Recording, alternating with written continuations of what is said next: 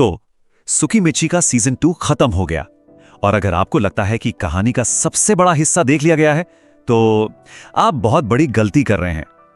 सच तो यह है कि एनिमे जहां रुका ना, कहानी का असली तूफान तो ठीक वहीं से शुरू होता है। चलिए आज बात करते हैं उस असली सीजन 2 फिनाले की जो हमें कभी दिखाया ही नहीं गया, और देखते हैं कि सीजन 3 में आखिर होने क्या वाला। सोच के देखिए, क्या हो अगर एनिमे का सीजन 2 फिनाले असली फिनाले था ही नहीं, अगर जो हमने देखा वो तूफान से पहले की बस एक छोटी सी शांति थी। क्योंकि सच यही है, जहां एनिमे खत्म हुआ, वेब नॉवल का असली क्लाइमैक्स ठीक वहीं से शुरू होता है। और ये वो मोमेंट है जो सब कुछ बदल के रख देता है। देखिए, एनिमे ने हमें कहानी के एक ऐसे मोड़ पर लाकर छोड़ दिया जो असल में एक बहुत बड़े अध्याय का अंत था। एक ऐसा इवेंट जिसे आप कह सकते हैं कि बैटलफील्ड पर यानी युद्ध के मैदान पर एक देवता उतर आया था, और इस एक घटना ने पूरी दुनिया का नक्शा हमेशा हमेशा के लिए बदल दिया। तो होता क्या है, युद्ध की स्थिति बहुत खराब हो जाती है, इतनी खराब कि गॉडेस खुद घबरा जाती है और वो सीधे दखल देती है। मकोटो को मजबूर करती है कि वो युद्ध के मैदान में उतरे और हीरो हिबिकी की जान बचाए। बस यहीं से असली खेल शुरू होता है। लेकिन सुनिए, मकोटो का सामना किसी छोटे मोटे दुश्मन से नहीं था, बिल्कुल नहीं। उसके सामने खड़े थे सोफिया, महान ड्रैगन स्लेयर, लैंसर, एक सुपीरियर ड्रैगन यानी दुनिया के सबसे शक्तिशाली प्राणियों में से एक, और आयो, दानव सेना का टॉप जनरल। ये तीनों मिलकर अकेले किसी भी देश को राख में बदल सकते थे, इतने खतरनाक थे। और इसी महाभयानक टकराव के बीच दुनिया पहली बार रेडू नाम के उस मामूली से दिखने वाले व्यापारी का असली चेहरा देखती है, उसकी असली ताकत। अब देखिए सबको क्या लगा। सबको लगा कि ये एक हताश, बहुत मुश्किल और लंबी लड़ाई होगी, है ना? लेकिन हकीकत बिल्कुल अलग थी। ये कोई लड़ाई थी ही नहीं, ये तो बस ताकत का एक तरफा जबरदस्त प्रदर्शन था। वेब नॉवल में इस लड़ाई को बहुत सीधे शब्दों में बताया गया है। उसने आयो और सोफिया को मसल कर रख दिया और शिकी ने लैंसर को मार डाला, बस इतना ही। ये कोई मुकाबला था ही नहीं। तो हुआ क्या? अगर सिलसिलेवार देखें तो सब कुछ पलक झपकते ही हो गया। पहला, मकोटो का अनुयायी शिकी उस सुपीरियर ड्रैगन लैंसर को मार देता है। दूसरा, मकोटो अकेले ही दानव जनरल आयो और ड्रैगन स्लेयर सोफिया दोनों को हरा देता है। और तीसरा, दानव सेना इतना डर जाती है कि वो तुरंत पीछे हट जाती है और सोफिया को अपनी जान बचाकर भागना पड़ता है। और सुनिए सबसे चौंकाने वाली बात, अगर आपको लगता है कि यह मकोटो की पूरी ताकत थी तो आप गलत हैं। कहानी में आगे जाकर पता चलता है कि उसने उस पूरी लड़ाई में अपनी कुल ताकत का 1% से भी कम इस्तेमाल किया था। सोच सकते हैं, सिर्फ 1%। और यही वजह है कि ये इवेंट सीजन 2 के लिए एक परफेक्ट फिनाले था, क्योंकि ये कोई मामूली जीत नहीं थी। ये एक बयान था, एक ऐलान था जिसने दुनिया में मकोटो की जगह को हमेशा के लिए बदल कर रख दिया। इस एक घटना के बाद दुनिया पहले जैसी बिल्कुल नहीं रही। एक नई सुपर पावर, एक नई महाशक्ति का जन्म हो चुका था, और सीजन 3 की कहानी ठीक यहीं से शुरू होती है। कभी कभी ना सिर्फ एक शब्द, बस एक शब्द ही पूरे रिश्ते की कहानी कह जाता है। आज हम एक ऐसे ही सीन में गोता लगाने वाले हैं जहां एक छोटी सी फरमाइश ने भावनाओं का एक पूरा समंदर सामने ला दिया। तो सवाल ये उठता है कि क्या सच में बस एक शब्द में इतनी ताकत हो सकती है कि वो किसी रिश्ते का मुकद्दर लिख दे? यही सवाल बिल्कुल इस पूरी कहानी के सेंटर में है। तो चलिए देखते हैं कि कैसे एक छोटे से शब्द ने सब कुछ पलट कर रख दिया। तो देखिए, इस पूरी गलतफहमी की जड़ वो जापानी भाषा के 2 बहुत मिलते जुलते शब्दों में है। पहला शब्द है तोगी, जिसका सीधा सा मतलब है परिचारक, या कह सकते हैं रात साथ गुजारने वाला। और दूसरा शब्द है तोगी कता, जिसका मतलब है चावल धोने का तरीका। सोचिए, बस जरा सा फर्क है, लेकिन मतलब में कितना बड़ा अंतर है। और यही वो चाबी है जिससे ये पूरा ड्रामा समझ आएगा। तो चलिए सीन में चलते हैं। एक जबरदस्त पार्टी हो चुकी है और अब मेंशन में देर रात का वक्त है।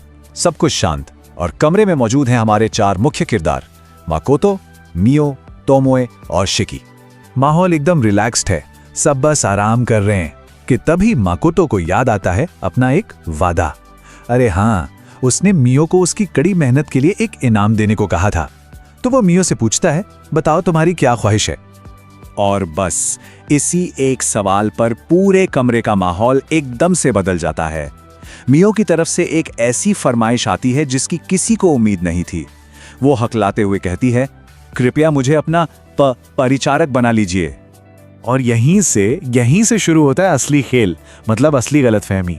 मकोतो ने जो सुना और उसने जो समझा, उसने इस सीन को एक ऐसे मोड़ पे लाकर खड़ा कर दिया जहां से वापसी मुश्किल थी। अब जरा इस गलतफहमी का साइज देखिए। माकोतो के कानों में क्या पड़ा? आज रात के लिए मुझे अपना परिचारक बना लो, मतलब तोगी। जबकि मियो असल में क्या कहना चाह रही थी? कल मुझे चावल धोना सिखा देना, यानी तोगी काता। कहाँ रात साथ बिताना और कहाँ चावल धोना। सोचिए कितना बड़ा अंतर है। ये सुनते ही मकोतो के दिमाग में तो जैसे बवंडर आ गया। वो एकदम हैरान है, लेकिन फिर वो अपने दिल की सुनता है। मियो के लिए अपनी भावनाओं को टटोलता है और उसे एहसास होता है, हाँ, वो उसे पसंद करता है। ये भी सोचता है कि ये उसका पहला अनुभव होगा और फिर एक बड़ा फैसला लेता है। ठीक है, वो उसकी ये मांग पूरी करेगा। लेकिन कहानी में ट्विस्ट तो अब आता है। जैसे ही मकोतो अपना फैसला सुनाने के लिए मुंह खोलता है, मियो पूरी बाजी ही पलट देते हैं। वो एकदम से बोल पड़ती है, अरे नहीं, मुझसे गलती हो गई, मेरा मतलब वो नहीं था। और बेचारा मकोतो, उसके सारे विचार, सारी तैयारी सब धरे के धरे रह गए। और इस अजीब सिचुएशन को और भी अजीब बनाने के लिए तोमोए और शिकी, वो दोनों तो जोर जोर से हंसने लगते हैं। अब सोचिए मकोतो का हाल, वो बस भौंचक्का खड़ा है, उसे कुछ समझ ही नहीं आ रहा कि आखिर चल क्या रहा है यहाँ पे।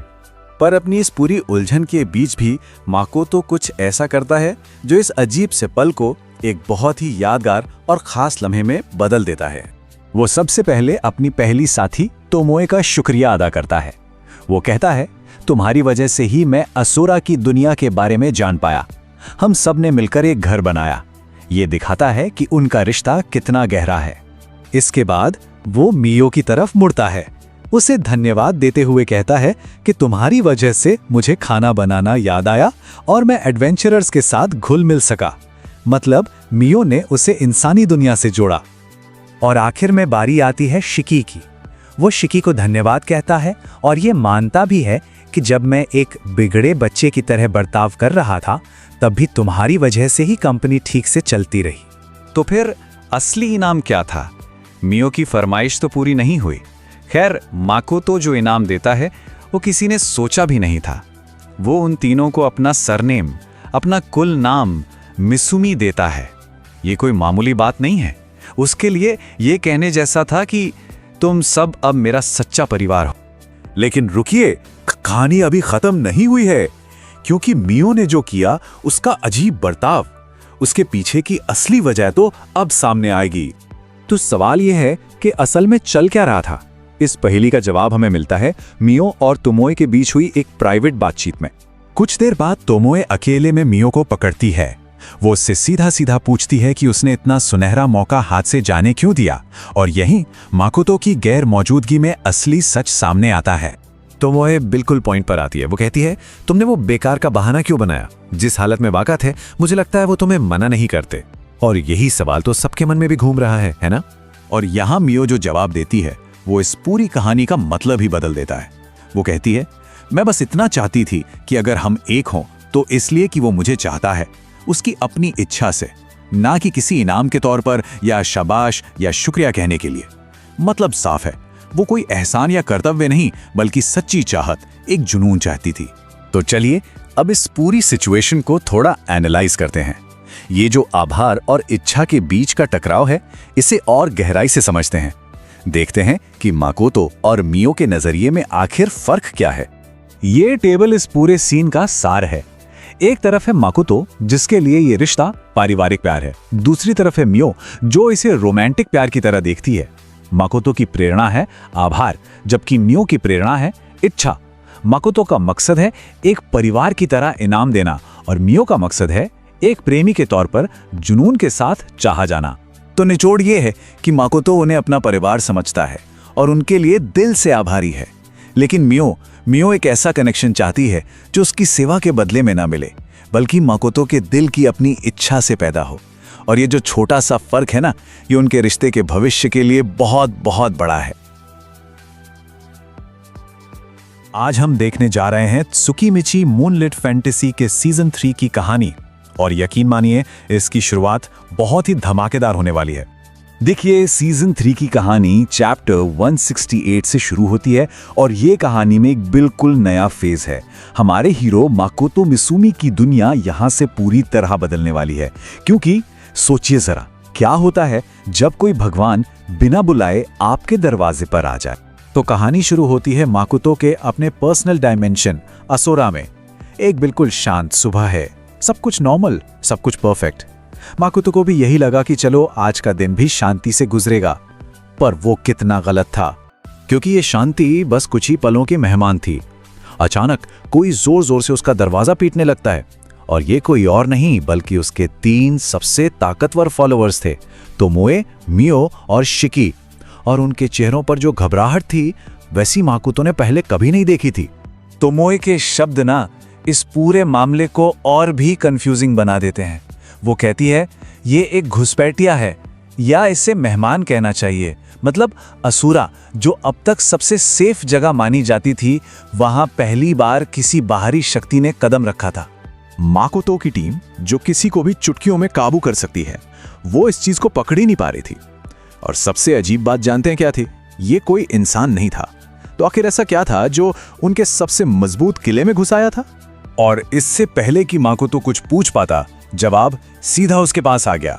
एक बहुत ही पावरफुल टेलीपैथिक आवाज सीधे उसके दिमाग में गूंजी, जिसने उसे अंदर तक हिला कर रख दिया।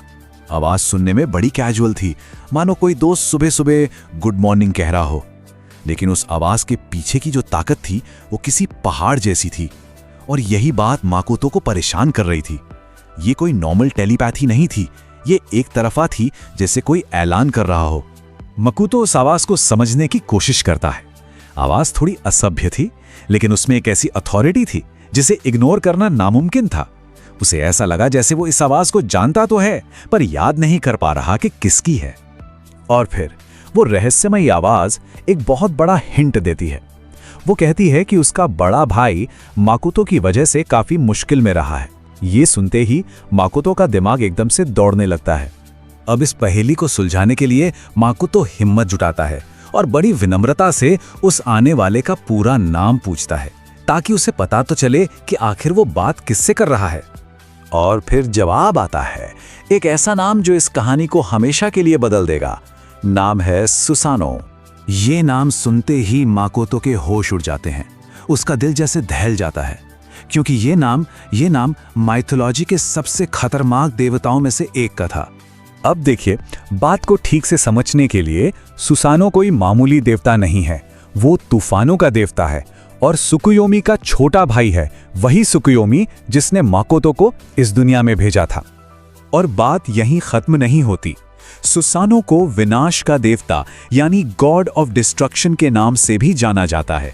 एक ऐसा देवता जिसका बस मूड खराब होना ही प्राकृतिक आपदाएं ला सकता है, और वो इस वक्त असुरा में है। सुसानो कहता है कि उसे अपनी सवारी उतारने के लिए जगह चाहिए। ये सुनते ही माकोतो की घबराहट एक्शन में बदल जाती है। अब तक की सबसे बड़ी मेहमान नवाजी की तैयारी का वक्त आ गया था। माकोतो फटाफट ऑर्डर देना शुरू कर देता है। मियो को खाना बनाने को कहा जाता है, एमा और शिकी को स्वागत की तैयारी का काम मिलता है, और तोमोए को लैंडिंग गाइड करने की जिम्मेदारी दी जाती है। जैसे ही माकोतो और तोमोए बाहर निकलते हैं, उनकी आंखें आसमान पर अटक जाती हैं। एक बहुत बड़ी परछाई पूरे असोरा पर छा रही थी। वो एक हवाई जहाज जितना बड़ा, बिल्कुल काला पक्षी था, किसी भी ड्रैगन से कई गुना बड़ा। लेकिन उसकी सबसे अजीब और डरावनी बात कुछ और ही थी। जी हाँ, उस विशालकाय पक्षी के 3 पैर थे। ये एक ऐसी पौराणिक निशानी थी जिसे देखकर माकोतो को आखिरकार समझ आ गया कि वो क्या देख रहा है। ये था माइथोलॉजी का 3 पैरों वाला कौवा याटागारासु, एक मिथ जो अब हकीकत बनकर असोरा की जमीन पर उतर रहा था। तो असोरा में माहौल एकदम तनाव से भरा हुआ है। एक बहुत बड़ा, मतलब पैसेंजर प्लेन के साइज का कौवा आसमान से नीचे उतरता है, और उसे देखकर माकोतो मिसुमी का दिल जोर जोर से धड़कने लगता है। देखिए, उसे उस विशाल पक्षी से डर नहीं लग रहा। डर तो उन 3 आकृतियों से लग रहा है जो उसकी पीठ पर सवार हैं। वो 3 देवता हैं, और उसका डरना बिल्कुल जायज है, क्योंकि देवताओं का यूं अचानक चले आना, इसका मतलब कुछ भी हो सकता है, या तो मदद या फिर पूरी तबाही। जैसे ही वो तीनों मेहमान नीचे उतरते हैं, माकोटो उन्हें समझने की कोशिश करता है। एक हैं एक बुजुर्ग जिनके चेहरे पर एक बहुत ही शांत मुस्कान है। उनके साथ है एक नौजवान जो काफी अच्छे मूड में लग रहा है, एकदम बिंदास। और फिर है वो महिला जो एक मॉडर्न सूट में है, मतलब वो किसी देवी से ज्यादा एक शार्प कॉर्पोरेट बिजनेस वुमन जैसी दिख रही है। खैर, माकोटो एक गहरी सांस लेता है और उनका स्वागत करने के लिए आगे बढ़ता है। जब परिचय होता है तो जो नाम सामने आते हैं वो माकोटो का सिर घुमा देते हैं। सुसानु, दाइटोकुतेन और एथीना, मतलब जापानी और ग्रीक देवता एक साथ यहाँ असुरा में। ये बात उसकी समझ से बिल्कुल बाहर है। इतने अलग अलग मैथोलॉजी के इतने शक्तिशाली देवता एक साथ यहाँ क्या कर रहे हैं? और सबसे जरूरी सवाल, उन्हें माकोटो से क्या चाहिए? सुसानो, वो देवता जिनकी कहानियों में अक्सर गुस्सा और तबाही का जिक्र होता है, वो एक हल्की सी मुस्कान के साथ माकोटो की टेंशन कम करने की कोशिश करता है। ये बात माकोटो ने बिल्कुल भी एक्सपेक्ट नहीं की थी, और सच कहूं तो इसी वजह से वो और भी ज्यादा बेचैन हो जाता है। अगर कोई सीधा सीधा दुश्मन बनकर आए तो उससे निपटना फिर भी आसान है, लेकिन ये दोस्ताना बर्ताव, ये तो एक मुखौटा भी हो सकता है जिसके पीछे का इरादा कहीं ज्यादा खतरनाक हो। तो देखने में तो ये एक दोस्ताना विजिट ही लग रही है। तीनों देवता असुरा की तारीफ कर रहे हैं, सवाल पूछ रहे हैं, लेकिन उनकी हर मुस्कान के पीछे माकोटो को ये महसूस हो रहा है कि दाल में कुछ तो काला है। ये लोग यहाँ घूमने नहीं आए हैं, ये किसी मिशन पर हैं। उनकी हर नज़र, हर सवाल एक तरह की जांच पड़ताल जैसा लगता है, और माकोटो को ये एहसास होने लगता है कि वो और उसका बनाया हुआ पूरा असुरा इस वक्त एक दिव्य माइक्रोस्कोप के नीचे है। और फिर एक पल के लिए पर्दा हटता है। सुसानु मजाक में इस दुनिया की बेवकूफ देवी का जिक्र करता है, लेकिन एथीना की एक तीखी नजर उसे तुरंत चुप करा देती है। ये एक छोटी सी भूल थी, पर इसने सब कुछ साफ कर दिया। माकोटो को समझ आ जाता है कि देवताओं के लिए जो छोटे मोटे मामले होते हैं, वो हम इंसानों के लिए अक्सर जिंदगी और मौत का सवाल बन जाते हैं, और वो इस पूरे खेल के ठीक बीच में फंस चुका है। खतरे को महसूस करते हुए माकोटो बड़ी सावधानी से एक चाल चलता है। वो चुपके से थॉट ट्रांसमिशन का इस्तेमाल करके तोमोए को अथीना के बारे में चेतावनी भेजता है। वो उसे समझाता है कि अथीना को किसी भी तरह की प्रतियोगिता के लिए उकसाना नहीं है, क्योंकि वो बहुत जल्दी जल में लगती है। ये एक स्मार्ट मूव है, और माकोटो को पूरा यकीन है कि उसका ये दिमागी मैसेज पूरी तरह से सीक्रेट है, एक राज जो सिर्फ उसके और तोमोई के बीच है। देखिए, एथेना के साथ खतरा साफ साफ दिख रहा है, लेकिन दाइकोकुतेन, उस भले आदमी की मुस्कान के पीछे कुछ तो गड़बड़ है। माकोटो को एक अजीब सी बेचैनी होती है, जैसे कोई भूली हुई याद, कोई जरूरी जानकारी उसके दिमाग में कहीं दबी हुई है और बाहर आने की कोशिश कर रही है। कुछ ऐसा जो इस शांत दिखने वाले बुजुर्ग को इन सब में सबसे ज्यादा खतरनाक साबित कर सकता है। वैसे तो आमतौर पर दाइकुतेन को जापान में सौभाग्य और धन के देवता के रूप में जाना जाता है, एक बहुत ही शांत दयालु देवता जो लोगों को समृद्धि देते हैं। माकोटो के दिमाग में भी उनकी यही इमेज बनी हुई है, और यही इमेज उसे एक झूठी सुरक्षा का एहसास दिला रही है, क्योंकि सच्चाई इससे बहुत अलग है।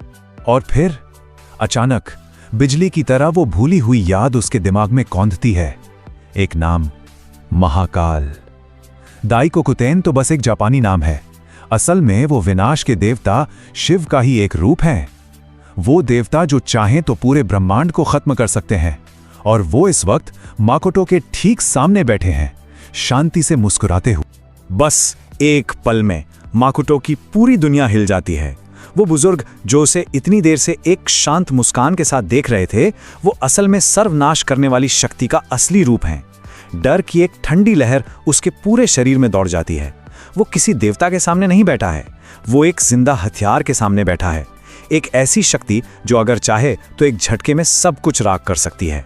माकोटो अभी इस भयानक सच्चाई को पचाने की कोशिश ही कर रहा होता है कि तभी सुसानु की जोरदार हंसी गूंजती है, और वो हंसते हुए माकोटो के ही शब्द दोहराता है जो उसने तोमोए को अपने सीक्रेट थॉट ट्रांसमिशन में भेजे थे।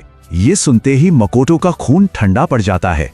कोई सीक्रेट नहीं था, कुछ भी प्राइवेट नहीं था। ये देवता तो शुरू से ही उसके हर विचार, हर डर को ऐसे सुन रहे थे जैसे वो जोर जोर से बोल रहा हो।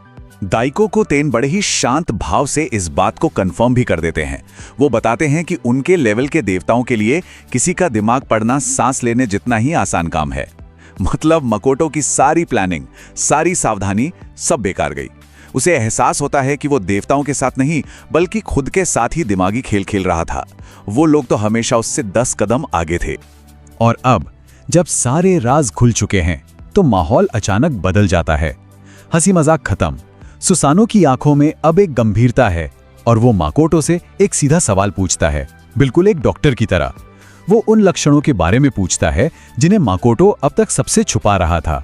अचानक होने वाले तेज सिरदर्द, नाक से खून बहना, और माकोटो के पास सच स्वीकार करने के अलावा कोई और चारा नहीं होता।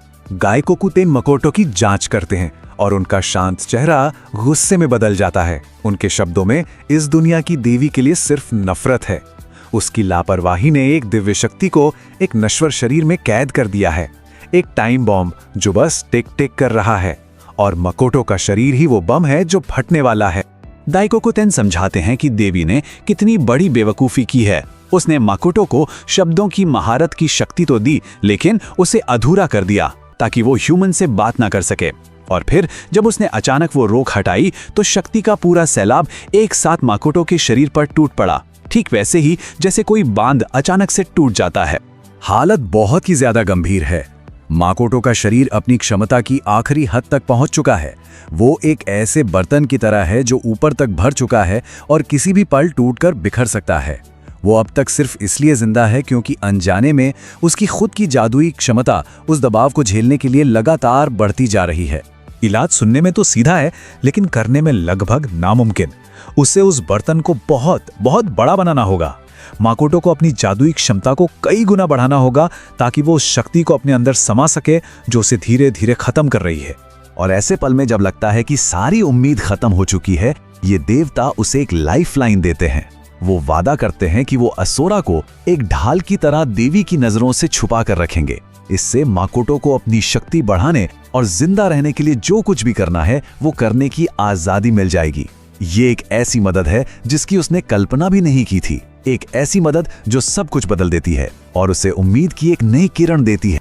तो माकोटो को एक मौका मिला है, और ये मौका उसे उन लोगों से मिला है जिनसे उसे इसकी बिल्कुल भी उम्मीद नहीं थी। लेकिन एक बात हमेशा याद रखनी चाहिए, जब देवता किसी खेल में शामिल होते हैं तो उसकी कोई ना कोई कीमत जरूर होती है। हो सकता है माकोटो ने अपनी जान बचा ली हो, पर क्या उसने अनजाने में खुद को एक बड़े और ज्यादा खतरनाक खेल में एक मोहरा बना लिया है? इसका जवाब तो सिर्फ वक्त ही देगा।